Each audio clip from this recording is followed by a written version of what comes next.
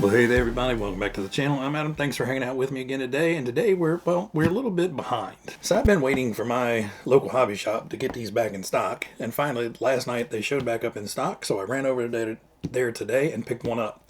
I could have ordered it online, but I had a couple $100 cash earmarked for this. So, ordering it online, I'd still have the cash. So I just said, well, we'll just wait till the hobby shop gets it back in stock. And I went and picked it up. So you can pick these up in three different types, three different colors. This color is the one that comes without the charger and the battery, and there's two other colors. I'll put those up here. Those are the kits with the charger and battery. So I've got two of those 7-cell humpbacks sitting over there now. I don't need another one. And I'm not a fan of that little crappy USB charger, so basically I'd be spending money I don't need to spend. So, and the blue and pink in this one I really like together, so that's why I opted for this one. So I'm going to break it out of the box, get it on the bench, and then we're going to take it out for a run. Alright, so let's do the peel. Probably a little fast for some, but so this is the Vortex, and I'll of course have up close pictures of it before we head out and run it. But right away it looks awesome. Love the paint job. The pink lightning bolts all throughout. The blue is really pretty. It's just a great looking truck. Has the roof skids on it to help keep from tearing up the roof. Has the big kind of rubbery type plastic wing on the back, and it actually has the anti-wear screws on the wing tips. So when you do roll this over, you're going to, especially on asphalt, that will keep the wings from getting ground down to nothing. Now from the outside, it looks fairly similar to the other Vortex. Still rocking the same tires that the original Vortex came with on the backs, but the fronts have more of a stadium truck kind of ribbed design on them. Not bad. So this has the 0 body pin connections. So there's an internal body pin, and then you pull that, and then this dude comes off like such. So basically you have one permanent body clip in here that locks in. So you just pull it, you lock it in, and then pull it out. I have heard from the hobby store owner, he has noticed that sometimes putting it back in, it feels a little tight. We'll see. But if you'll notice, this looks an awful lot like the Gorgon, because it's basically the same chassis layout. Now, I think this is a little different than a Gorgon. I think they made some changes to lower the center of gravity on this, and overall the suspension is going to be different because it is a good bit lower. The Gorgon has a lot higher body clearance, so I get basically most of a hand underneath that, and the Gorgon I can almost get a fist underneath of it. So a lot difference in the the tires are a little bit taller on this, so you can basically see, but the chassis on this one has basically been bent down here and here to lower the battery compartment, so your center of gravity is a lot lower. Looks to have the identical motor and ESC as the Gorgon came with. I do like that they've put this little brace in here to capture all your servo wires, so those don't get unraveled and are flapping about. Still has the same pinch and release system. What is this? It has the IC3 connector on there, and I'm getting a battery charged up now, so we're going to put a 2S pack in there and take it out. But I do like this little battery compartment. I know some people have complained about it, basically saying that it's fiddly to get open. Sometimes they get little gravelly rocks and sand in there, and it makes it really hard to get those things pinched in and down. These actually feel like they pinch in further than they do on the Gorgon, so they may have improved that. Another difference of the Gorgon to this, I'm comparing that because it's what I own. I don't have the Fury that also is on this chassis, but in this one, the rear body mount, you just slide this little tang into the pocket here, and then all you have is the front clips. So basically, you should be able to wiggle those around. Oh, there we go. Yep, and on. So yeah, I mean, it may pop off. I doubt it. Seems like it's on there pretty well. Now, you may be curious of what you're going to get included in this. You get your get started manual, which basically this is going to go through the entirety of the car and the radio system, exactly how to, use it, get it started, put your batteries in, charge your batteries, all that good stuff is all in this. So this is, what you're going to need for a first time user to understand what you need to do with this. And it tells you everything you're going to need to know about your little SLT2 radio and working with it. Now, you do have a QR code on the radio, which is nice because you can scan this with your phone and go directly to a bunch of helpful videos, setup videos, all different types of stuff to help you out with the car without having to go look it up.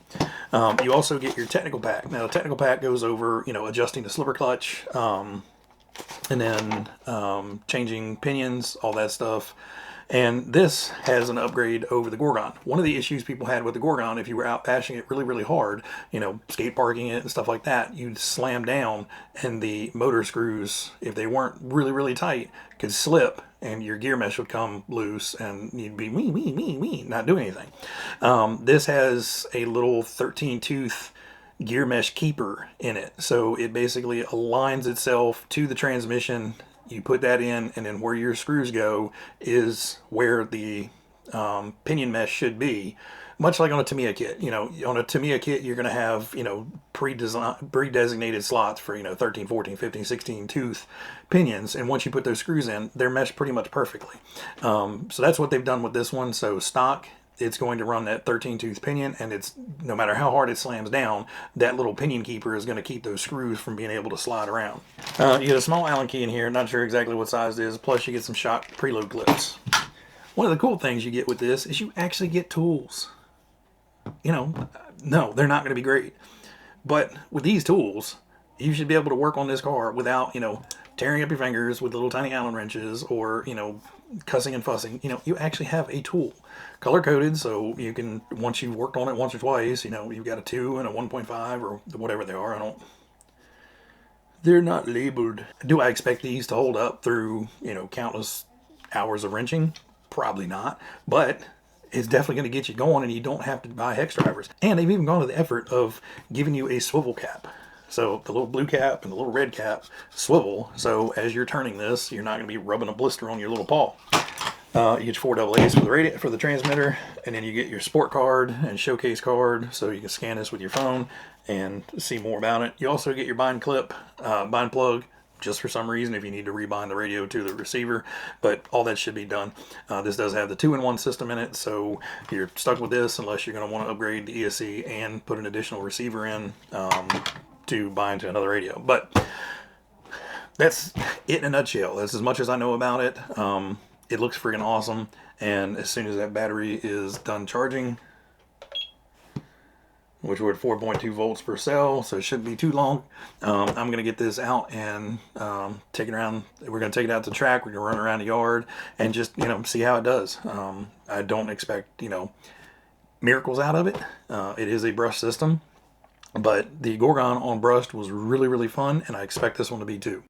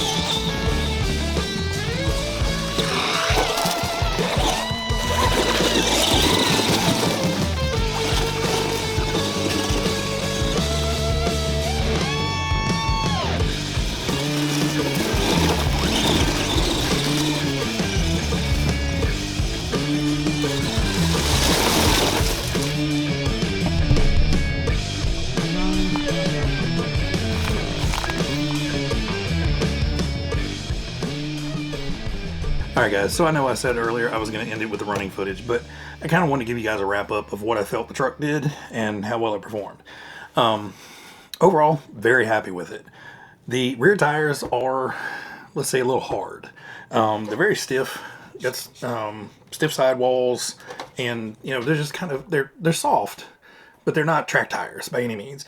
In the grass, they did fine, but in loose stuff like the gravel in the driveway or the very dusty dry track right now, the back tires had a bit of an issue hooking up.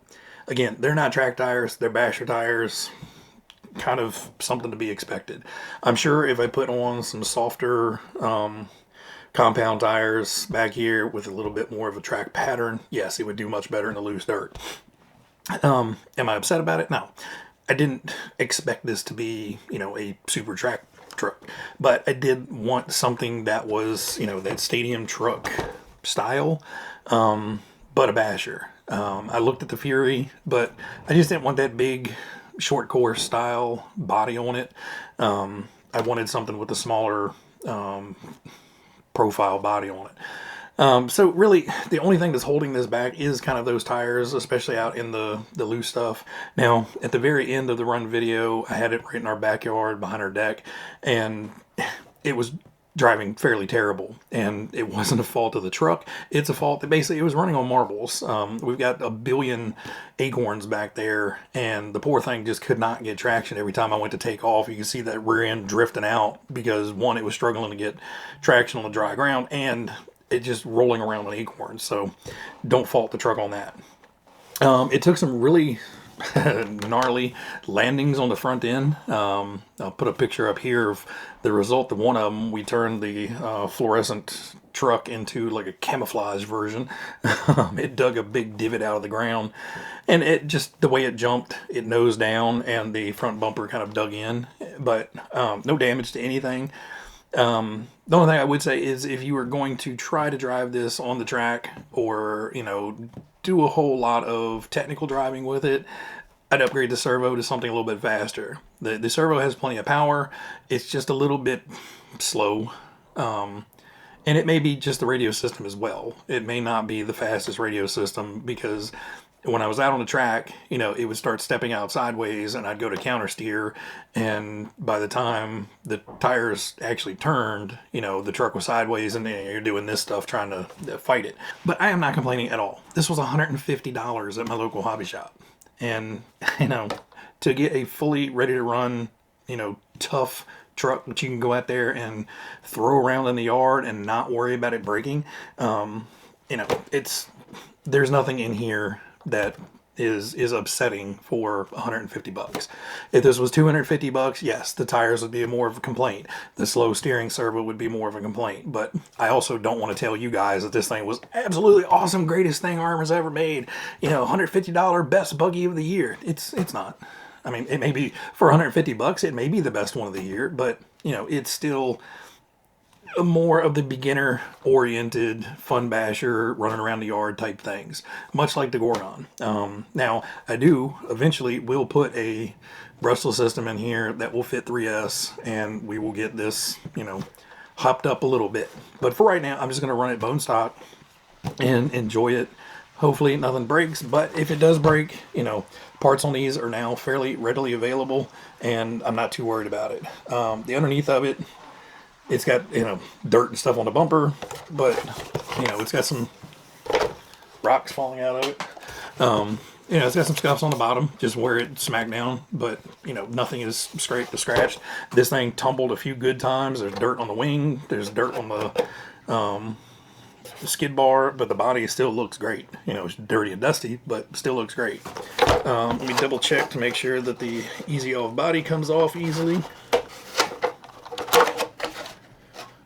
Yeah, nothing stressed or of concern about that. And again, just dirty and dusty. So I just wanted to wrap it up for you guys. I didn't want you guys going, well, how did you like it? Was it fun? It was fun. I recommend it. It's definitely one to just have around, to throw around, especially if you're into collecting like I am. Something like this in the stable. It's cheap. It's generally as cheap as a an inexpensive Tamiya kit. You know, a lot of guys buy a TTO2 kit for, you know, 150 bucks or well, 140 usually. But still, you don't get a full ready to run thing that you can go out there and slam into a wall and not have to worry about it. This thing's pretty daggone tough. Anyway, guys, as always, be happy, be healthy, be safe. If you guys have any other questions, just drop them down in the comments below. See you.